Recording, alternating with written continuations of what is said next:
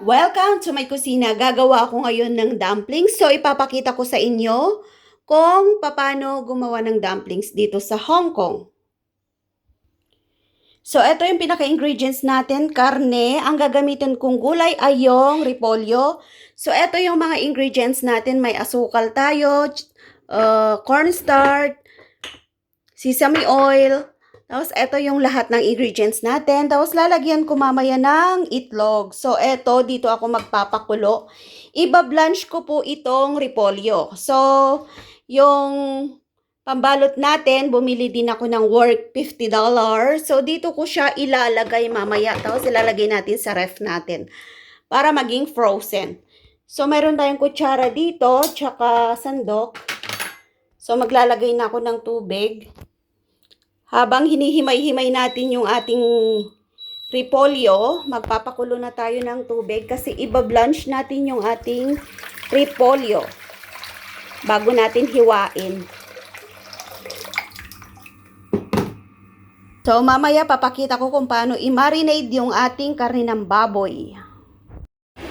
So, himayin natin to.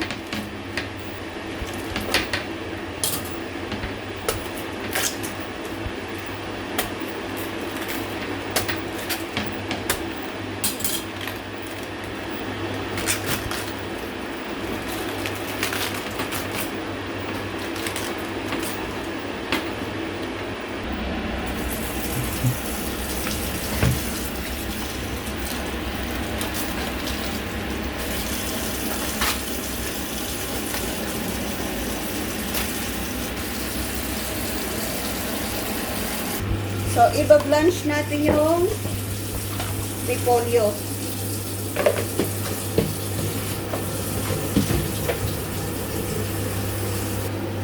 So, kailangan nating i-blanch.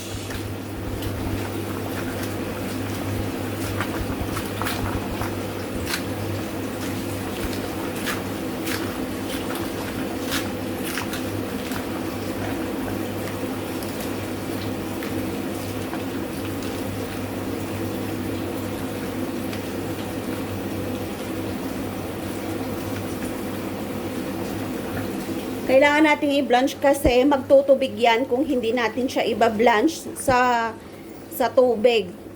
So, mamaya pipigain natin to. Pero palalamigin muna natin para hindi siya mainit.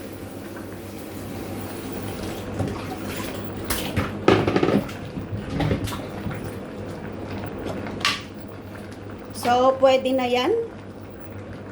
So, palamigin natin to, alisin natin siya sa tubig. So, tanggalin muna natin to sa tubig. Palamigin natin para mapiga natin mamaya. So, ready na siya. Hiwain na lang natin ng maliliit mamaya. So, ang gagawin natin ngayon ay i-marinate natin yung karne. So, dito na rin ako magmi-mix ng karne kasi i-marinate natin to. Lagyan natin ng asukal. Lagyan natin asukal. Cornstarch. Yan, dalawa. Sesame oil. Chicken powder. Lagyan natin ng chicken powder. Lagyan natin ng asin para may lasa. So, lagyan natin ng oyster sauce. And paminta. Medyo marami kasi yung ating gulay. So, marami dapat yung ilasa natin para lumasa yung ating dumplings. So, ngayon ay hahaluin natin to. So, imimix natin to.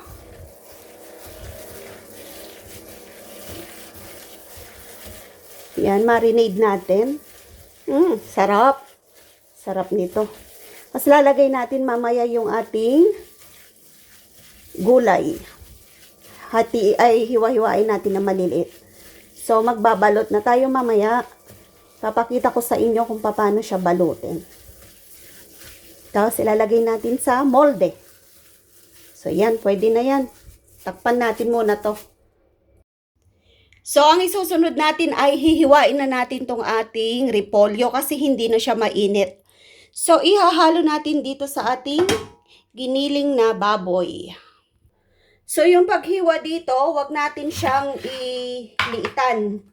Kasi kailangan, pag nginuya nila, meron silang nakakain. Yung medyo malalaki. So, yan. Kailangan talaga yung may nangunguya.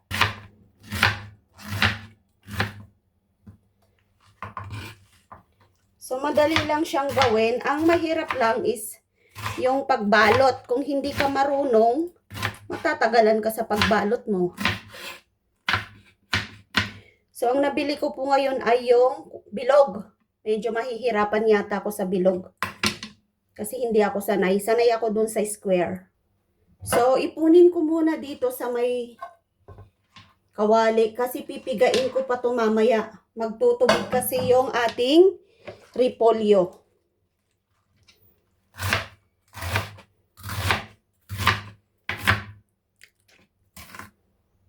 So, natapos na natin yung ating paghiwa sa repolyo.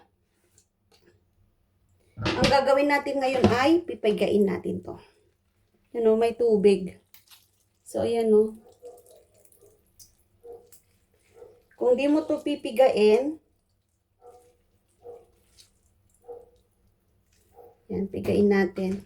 Kung di mo kasi pipigain to, magtutubig yung ating dumplings.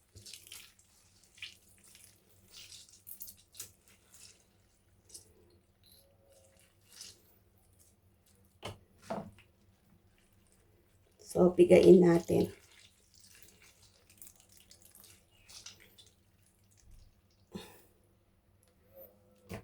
So, eto na yung na-mix natin na karne. So, i-mix natin ngayon yung ating napigang repolyo.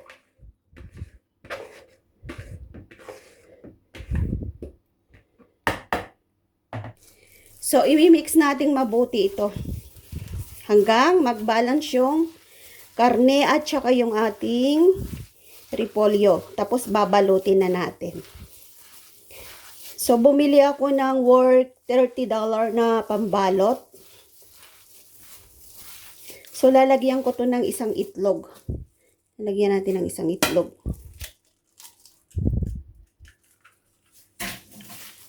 Yan.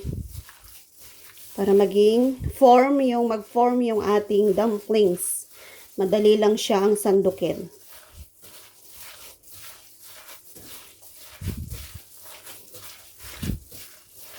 Diba? Ang sarap. Dami kong gagawin. Kasya kaya yung aking pambalot. So, ngayon ay mag-start na tayong magbalot ng ating dumplings. Lalagay natin sa molde. Tapos lalagay natin sa freezer para tumigas. So, yan o. Diba? So, yummy. Mix lang natin ng i-mix. So, yan. Pwede na yung ating dumplings. Magbalot na tayo. So, ang dami natin gagawin, no? Yan. Dumplings natin. So, dito natin ilalagay yung ating mababalot na dumplings. So, lalagay ko dito. Kasi magbabalot na tayo. So, ganito naman yung itsura ng ating pambalot ng dumplings. Ayan, bumili ako ng bilog. So, eto, mag-start na tayo magbalot. Tatabi natin to. Maglalagay lang ako ng ganito karami. So, eto po, may nagawa na akong isa. Ayan o. Yan, ito yung nagawa ko. So, ipapakita ko sa inyo kung paano siya gawin. Lalagay natin dito. Sa ating lalagyan. So, ganito siya. So, eto yung pambalot natin. Kukuha tayo dito. Yung katamtaman lang. Yan. Tapos, ipipress natin doon sa gitna. Yan o. Yan. Press natin sa gitna. Tapos ito, i-curve mo dyan. Curve mo din dyan. Tapos i-press mo lang siya. Kusa na siyang magdidikit. Yan. Si-press mo rin to. So, i-press mo lang na ganun kahit di mo nalagyan ng tubig kasi magdidikit yan mamaya. So, ito na siya, oh. So, ganito po lahat yung gagawin natin. Yan. Diba? Welcome sa aking kusina. Ayan, gagawa tayo ngayon ng homemade dumplings natin. So, ang pambalot natin ay yung bilog. So, eto yung ating babalutin. So, ang ingredients nito ay giniling na baboy at saka cabbage, repolyo. So, ganito po yung pagbalot. Kukuha ka ng konti dito. Tapos, ilalagay mo dun sa ating pambalot ng dumplings. So, ganyan, himas-himasin mo yan. Tapos, ilalak mo yung, no, ilalak mo yung pinakagitna. And, titiklopin mo yung sa likod. Yan. Tapos, ipipress mo lang. Tapos, ipipress mo din yon. Tapos, ipipress mo yon. And then, yan. Ito na yung ating nagawang dumplings. Yan, o, diba? Ay, buksan ko yung ating ano. So, lagay ko muna sa plato. Ito yung lalagyan ko, oh. Ito yung lalagyan natin. Ito yung molde ng ating dumplings. So, ilalagay ko siya doon. Medyo marami yung gagawin natin today. So, ganyan lamang siya. Ay, spoonin mo siya. Yung katamtaman lang. Mas lagay mo sa gitna. And, ganito yung pag-lock. Ayan o. Press mo yung gitna. Tapos, ikutin mo dito. Ikutin mo dyan. Para ma-lock. Ganon din yon. Yan. Ikutin mo dyan. Huwag kang matakot na hilain. Tapos, i-press mo lang siyang ganon. Huwag kang matakot na hilain yung pinakalikod. Ito na yung nagawa nating dumplings at nalagay na natin sa freezer. Matigas na siya. So, ilalagay natin to sa supot para ma-stack nila amo. May pagkain sila tuwing holiday natin. So, lagi akong pinapagawa nila amo para may stock sila. So, ayan na po yung isang nabalot ko. At ito yung pangalawa. So, ilalagay natin to sa ref. Thank you for watching po. Sana po ay nasundan nyo yung paggawa natin ng homemade dumplings dito sa Hong Kong. Thank you so much and bye-bye! So, yan, naka-stack na sa ref natin.